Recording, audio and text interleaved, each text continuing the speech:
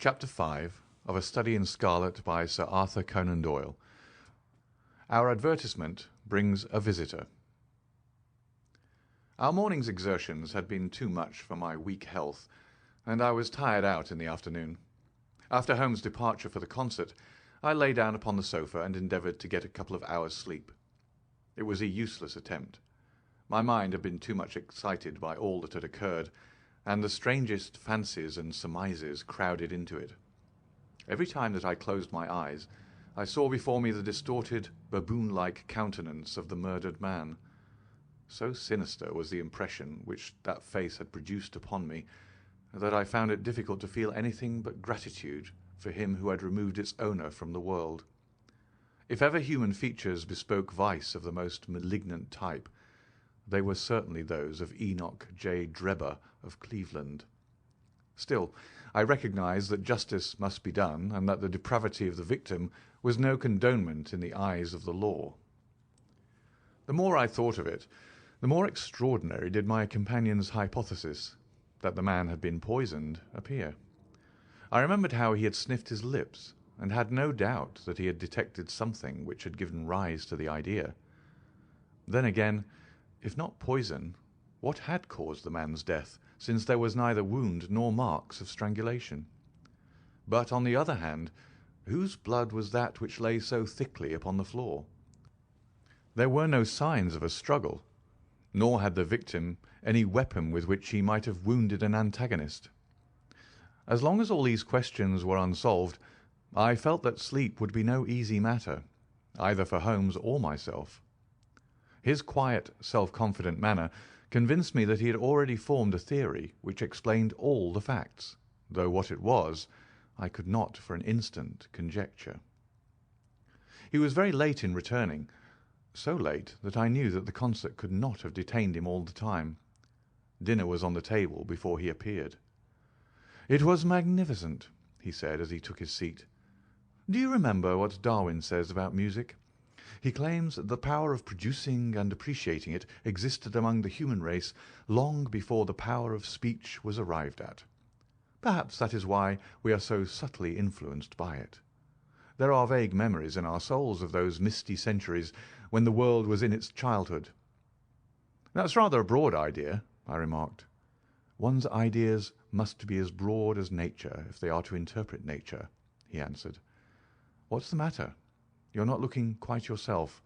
This Brixton Road affair has upset you." "To tell the truth, it has," I said. "I ought to be more case-hardened after my Afghan experiences. I saw my own comrades hacked to pieces at Maiwand without losing my nerve." "I can understand. There is a mystery about this which stimulates the imagination. Where there is no imagination, there is no horror. Have you seen the evening paper?" "No." "It gives a fairly good account of the affair. It does not mention the fact that when the man was raised up, a woman's wedding ring fell upon the floor. It is just as well it does not." "Why?" "Look at this advertisement," he answered. "I had one sent to every paper this morning, immediately after the affair." He threw the paper across to me, and I glanced at the place indicated. It was the first announcement in the Found column. "In Brixton Road this morning," it ran, "a plain gold wedding ring found in the roadway between the White Hart Tavern and Holland Grove. Apply Dr. Watson, 221B Baker Street, between 8 and 9 this evening." "Excuse my using your name," he said. "If I use my own, some of these dunderheads would recognize it and want to meddle in the affair." "Oh, that's all right," I answered. "But supposing anyone applies? I have no ring." "Oh, yes, you have," said he, handing me one. "This will do very well. It is almost a facsimile." "And who do you expect will answer this advertisement?" "Why, the man in the brown coat, our florid friend with the square toes. If he does not come himself, he will send an accomplice." "Would he not consider it as too dangerous?" "Not at all. If my view of the case is correct, and I have every reason to believe that it is, this man would rather risk anything than lose the ring. According to my notion, he dropped it while stooping over Drebber's body, and did not miss it at the time. After leaving the house, He discovered his loss and hurried back, but found the police already in possession, owing to his own folly in leaving the candle burning. He had to pretend to be drunk in order to allay the suspicions which might have been aroused by his appearance at the gate. Now put yourself in that man's place. On thinking the matter over, it must have occurred to him that it was possible that he had lost the ring in the road after leaving the house. What would he do then? He would eagerly look out for the evening papers in the hope of seeing it among the articles found. His eye, of course, would light upon this. He would be overjoyed. Why should he fear a trap? There would be no reason in his eyes why the finding of the ring should be connected with the murder. He would come. He will come. You shall see him within an hour. And then? I asked. Oh, you can leave me to deal with him then. Have you any arms? I have my old service revolver and a few cartridges.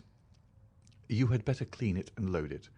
He will be a desperate man, and though I shall take him unawares, it is as well to be ready for anything. I went to my bedroom and followed his advice. When I returned with the pistol, the table had been cleared, and Holmes was engaged in his favourite occupation of scraping upon his violin. "The plot thickens," he said as I entered. "I have just had an answer to my American telegram. My view of the case is the correct one." "And that is?" I asked eagerly. "My fiddle would be the better for new strings," he remarked. "Put your pistol in your pocket. When the fellow comes, speak to him in an ordinary way. Leave the rest to me. Don't frighten him by looking at him too hard." "It is 8 o'clock now," I said, glancing at my watch. "Yes. He will probably be here in a few minutes. Open the door slightly. That will do. Now put the key on the inside. Thank you. This is a queer old book I picked up at a stall yesterday. De Jure Intelligentes, published in Latin at Liège in the Lowlands in 1642. Charles' head was still firm on his shoulders when this little brown-backed volume was struck off. Who is the printer? Philippe de Croix, whoever he may have been. On the fly-leaf, in very faded ink, is written Ex Libris Guillaume White. I wonder who William White was. Some pragmatical 17th-century lawyer, I suppose. His writing has a legal twist about it. Here comes our man, I think." As he spoke, there was a sharp ring at the bell. Sherlock Holmes rose softly and moved his chair in the direction of the door. We heard the servant pass along the hall and the sharp click of the latch as she opened it. "Does Dr. Watson live here?" asked a clear but rather harsh voice. We could not hear the servant's reply, but the door closed, and someone began to ascend the stairs. The footfall was an uncertain and shuffling one. A look of surprise passed over the face of my companion as he listened to it. It came slowly along the passage, and there was a feeble tap at the door. "Come in," I cried. At my summons, instead of the man of violence whom we expected, a very old and wrinkled woman hobbled into the apartment. She appeared to be dazzled by the sudden blaze of light, and after dropping a curtsy, she stood blinking at us with her bleared eyes and fumbling in her pocket with nervous, shaky fingers. I glanced at my companion, and his face had assumed such a disconsolate expression that it was all I could do to keep my countenance. The old crone drew out an evening paper and pointed at our advertisement. "It's this as has brought me, good gentleman," she said, dropping another curtsy. "A gold wedding ring in the Brixton Road. It belongs to my girl Sally, as was married only this time 12 month, which her husband is steward aboard a Union boat, and what he'd say if he come home and found her without her ring is more than I can think, he being short enough at the best of times, but more especially when he has the drink. If it please you, she went to the circus last night along with—" "Is that her ring?" I asked. "The Lord be thanked!" cried the old woman. "Sally will be a glad woman this night. That's the ring." "And what may your address be?" I inquired, taking up a pencil. 13 Duncan Street, Houndsditch, a weary way from here. "The Brixton Road does not lie between any circus and Hound's Ditch," said Sherlock Holmes sharply. The old woman faced round and looked keenly at him from her little red-rimmed eyes. "The gentleman asked me for my address," she said. "Sally lives in lodgings at 3 Mayfield Place, Peckham." "And your name is?" "My name is Sawyer.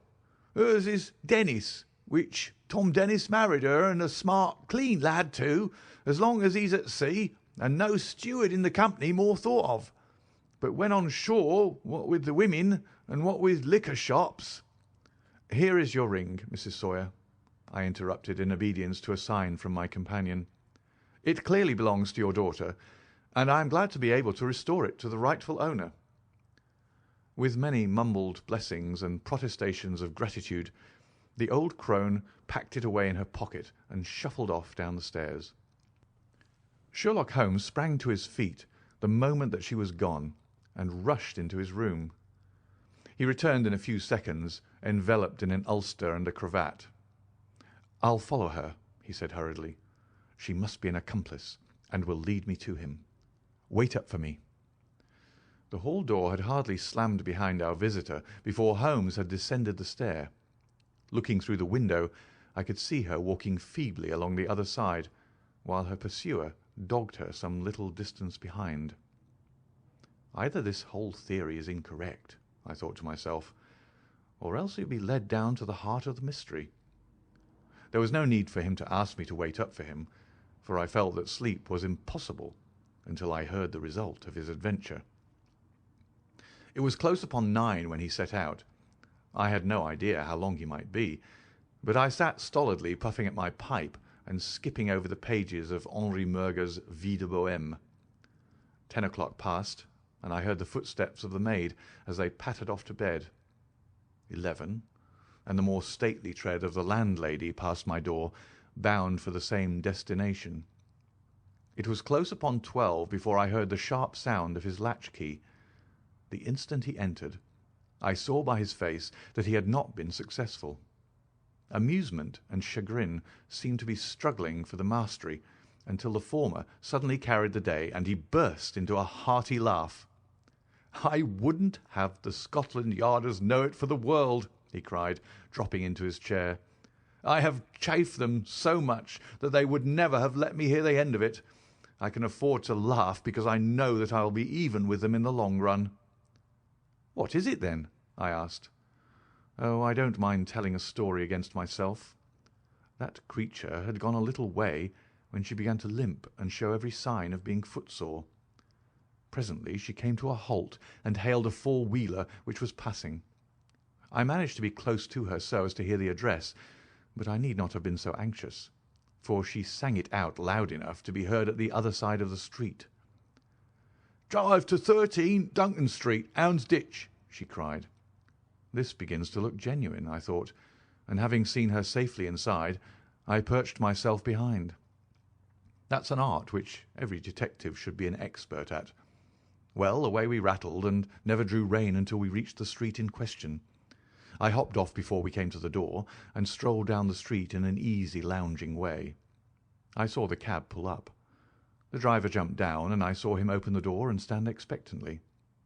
Nothing came out. When I reached him, he was groping about frantically in the empty cab, and giving vent to the finest assorted collection of oaths that ever I listened to. There was no sign or trace of his passenger, and I fear it will be some time before he gets his fare. On inquiring at number 13, we found that the house belonged to a respectable paperhanger named Keswick, and that no one of the name either of Sawyer or Dennis had ever been heard of there. "You don't mean to say," I cried in amazement, "that that tottering, feeble old woman was able to get out of the cab while it was in motion without either you or the driver seeing her?" "Old woman be damned," said Sherlock Holmes sharply.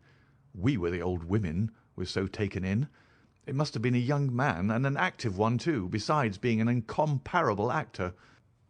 The get-up was inimitable. He saw that he was followed, no doubt, and used this means of giving me the slip. It shows that the man we are after is not as lonely as I imagined he was, but has friends who are ready to risk something for him. Now, Doctor, you're looking done up. Take my advice and turn in." I was certainly feeling very weary, so I obeyed his injunction. I left Holmes seated in front of the smouldering fire, and long into the watches of the night I heard the low, melancholy wailings of his violin, and knew that he was still pondering over the strange problem which he had set himself to unravel. End of chapter 5.